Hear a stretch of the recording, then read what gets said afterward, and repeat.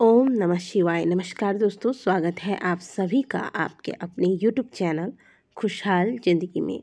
दोस्तों, आज की वीडियो में हम श्रावण मास के व्रत से जुड़े हुए कुछ महत्वपूर्ण बातें जानेंगे।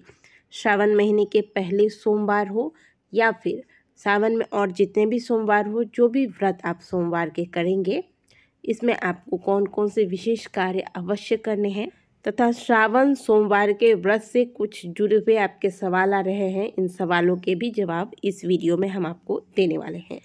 एक एक जो जानकारी आज के वीडियो में देने वाली हूँ वह शिव पूजा में आपके लिए बहुत महत्वपूर्ण है। कहा जाता है कि महादेव को प्रसन्न करना बहुत आसान है क्योंकि इनका नाम ही भोलेनाथ है। लेकिन भोलेनाथ इनका नाम जरूर है और इन्हें आप बहुत शीघ्र प्रसन्न कर सकते हैं, पर इनकी पूजा में आपको कुछ विशेष बातों का ध्यान भी अवश्य रखना चाहिए।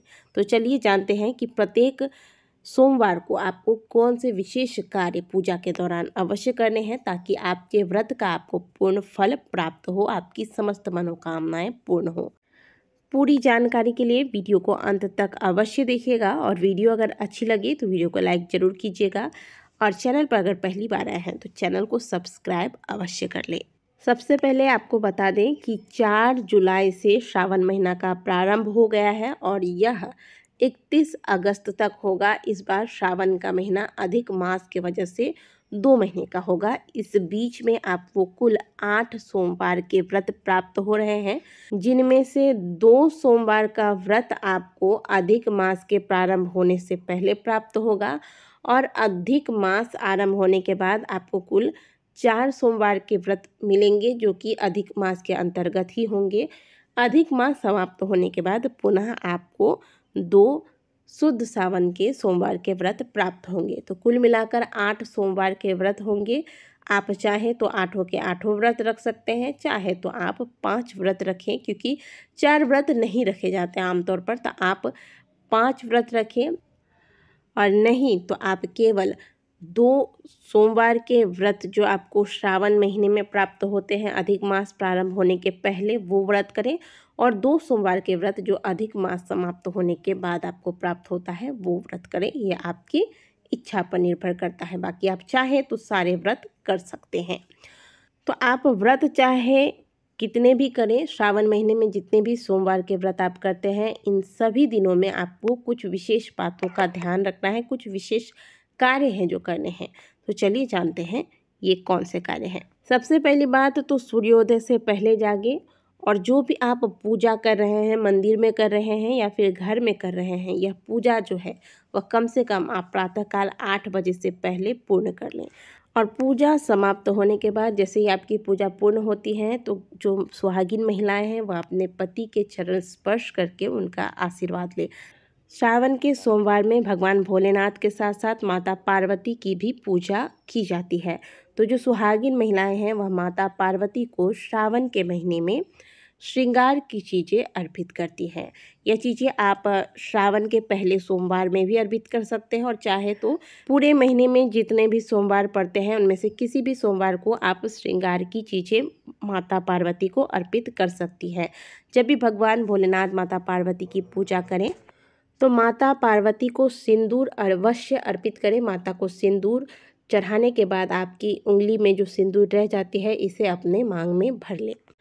अगली बात, भले आप पूरे श्रावण महीने में महादेव के मंदिर नहीं जा पाते हैं, लेकिन कोशिश रखिएगा कि प्रत्येक सोमवार को, श्रावण महीने में जितने सोमवार पड़ते हैं, आप जितने व्रत करते हैं सोमवार के, इन सभी सोमवार को आप महादेव के मंदिर अवश्य जाएं। भले आपके पास बहुत ज़्यादा सामग्रियां आपने नहीं जुटाई हैं, बहुत ज़्यादा सामग्रियां ना होने के बाद भी मात्र 1 लोटा जल भी अगर महादेव के मंदिर में जाकर आप सोमवार को अर्पित करते हैं तो यह विशेष फलों की प्राप्ति कराता है, क्योंकि महादेव के मंदिरों में जो शिवलिंग स्थापित होती है इसमें साक्षात रूप में महादेव का वास माना गया है। तो ये कार्य अवश्य कीजिएगा। संभव हो तो मंदिर अवश्य जाइएगा, खास करके सोमवार के व्रत वाले दिन तो अवश्य जाइएगा। और सुबह की ही पूजा आपको नहीं करनी है, बल्कि शाम के वक्त एक दीपक लगाना आपको एक नियम बना लेना है कि प्रत्येक श्रावण के सोमवार में आप शाम के वक्त भी जाकर एक दीपक महादेव के मंदिर में लगाएंगे। अब बहुत ज़्यादा दूर है, जाना आपके लिए बहुत कठिन है, चाहकर भी नहीं जा पाते हैं, तो आप घर पे ही यह दीपक लगा लें महादेव के समक्ष। लेकिन पहला प्रयास आप यही रखें कि महादेव के मंदिर में जाकर शाम को एक घी का दीपक पूरे श्रावण महीने में जितने भी सोमवार के व्रत आप करते हैं ये कार्य अवश्य कर लीजिएगा। महादेव के मंदिर में दीपक लगाने का विशेष महत्व श्री शिव महापुराण के कथा के अंतर्गत वर्णन किया गया है। इससे धन संबंधित सभी समस्याएं समाप्त होती है, जीवन में धन वैभव की प्राप्ति होती है। अब मंदिर जाते वक्त भी आपको कुछ बातों का ध्यान रखना है, जैसे कि मंदिर जाते वक्त आप ये प्रयास करें कि आप बिना चप्पल जूते लगाए पैर में यानी कि नंगे पांव मंदिर जाएं। और अगर मंदिर बहुत ज़्यादा दूर है या फिर पैर में आपकी कोई समस्या है जिस वजह से आप चप्पल जूते पहने बिना नहीं जा पा रहे हैं, तो ऐसे में चमड़े के जूते चप्पलों का प्रयोग ना करें। और मंदिर जाने के बाद हमेशा किसी भी मंदिर में जाएं तो जल की व्यवस्था होती है, वहां जाकर आप पैर धोकर इसके बाद मंदिर में प्रवेश करें, महादेव की पूजा करें। दूसरी बात, मंदिर जाते वक्त रास्ते में कभी इधर उधर की बातें आपको नहीं करनी है। प्रसन्न चित्त होकर यानी कि खुश होकर मंदिर जाना है। लगातार महादेव के नाम का स्मरण करते हुए श्री शिवाय नमस्तुभ्यम, श्री शिवाय नमस्तुभ्यम या फिर शिव शिव शिव शिव शिव इस प्रकार से मन में महादेव का ध्यान करते हुए मंदिर जाएं। प्रत्येक सोमवार को जब आप मंदिर जाते हैं तो जल कभी भी, चाहे आपका घर कितना भी दूर क्यों ना हो मंदिर से, आप जल घर से ही भरकर लेकर जाएंगे। घर का ही जल आपको महादेव के मंदिर में शिवलिंग पर अर्पित करना चाहिए।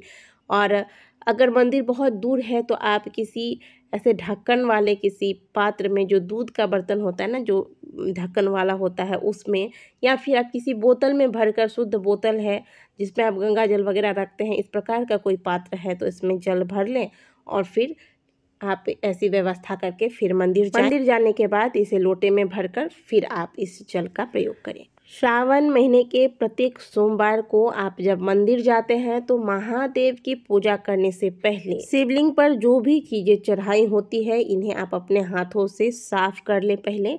और जो माता पार्वती का स्थान बताया गया है, इस स्थान पर जो भी चीज़ें बेलपत्री, फूल, फल इत्यादि है, इन्हें आप अपने हाथों से साफ करें।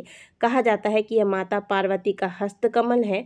इस पर जब हमारे हाथों का स्पर्श होता है तो हमारे हाथों के रेखाएं बदल जाती हैं और माता की आशीर्वाद से जो हम पूजा पाठ करते हैं उसका पूर्ण फल हमें प्राप्त होता है। तो जो भी आप पूजा करें जब भी, तो पूजा करने से पहले शिवलिंग को अपने हाथ से सुंदर से पहले साफ कर लें। प्रत्येक सोमवार को जब आप माता पार्वती और भोलेनाथ की पूजा करने के लिए मंदिर जाते हैं तो जो भी सुहागिन महिलाएं हैं उन्हें पूर्ण श्रृंगार करते हुए, जो उनके सौभाग्य की निशानी है, सिंदूर, बिंदी, चूड़ी, पायल, बिछिया, मंगलसूत्र, इन चीज़ों को धारण करके फिर मस्तक पर आपको साड़ी का पल्लू रखते हुए, या फिर अगर आप सूट ही पहनते हैं तो सूट का जो दुपट्टा है उसको लेकर सर ढककर इसके बाद पूजा करनी चाहिए। मंदिर जाने के बाद जब आप महादेव की पूजा करते हैं तो जो आप जल चढ़ाते हैं, सबसे पहले आपको भगवान गणेश वाले स्थान पर जल चढ़ाना है, फिर कार्तिकेय वाले स्थान पर, फिर माता अशोक सुंदरी वाले स्थान पर जल चढ़ाना है। इसके पश्चात माता पार्वती का जो हस्तकमल बताया गया है, आप स्क्रीन पर देख रहे हैं, उस शिवलिंग जहाँ स्थापित है इसके चारों ओर आपको जल चढ़ाना है। फिर इसके बाद शिवलिंग पर जल चढ़ाना है और थोड़ा सा जल शिवलिंग के ऊपर जो कलश स्थापित है उस पर चढ़ाना है। इसके पश्चात भगवान की पूजा आराधना कर लें और अंत में नंदी महाराज को थोड़ा जल चढ़ाएं। और जब आप पूजा पूर्ण करके मंदिर से बाहर निकल रहे हों तो थोड़ा सा जल महादेव के मंदिर के चौखट पर आते वक्त आपको गिरा देना है। पूरे श्रावण महीने में जब आप जल चढ़ाएंगे तो इसी विधि से जल चढ़ाएं। यह जल चढ़ाने का सबसे सही तरीका है महादेव के शिवलिंग पर। एक बात और ध्यान रखिएगा कि जब भी महादेव के मंदिर में आप जाकर पूजा करते हैं उससे पहले आप अपने घर के मंदिर में पूजा कर लें। इसके बाद ही बाहर जाकर यानी कि मंदिर में जाकर आपको पूजा करनी है। शाम के वक्त भी इस बात का ध्यान रखिएगा। सुंदर से मुँह हाथ धोकर स्वच्छ वस्त्र धारण कर लें। इसके बाद घर में धूप दीप दिखाने के बाद ही मंदिर जाकर दीपक लगाएं। तो दोस्तों इस प्रकार से इन बातों का ध्यान आपको प्रत्येक सोमवार के व्रत में रखना है। ये कुछ ज़रूरी चीज़ें हैं जो आपको प्रत्येक सोमवार को जब आप व्रत रखेंगे सावन में तो अवश्य ही कर लेना है। आशा करते हैं कि दी गई जानकारी आपको अच्छी लगी होगी। वीडियो अच्छी लगी है तो लाइक कीजिएगा, कमेंट बॉक्स में हर हर महादेव अवश्य लिखिएगा।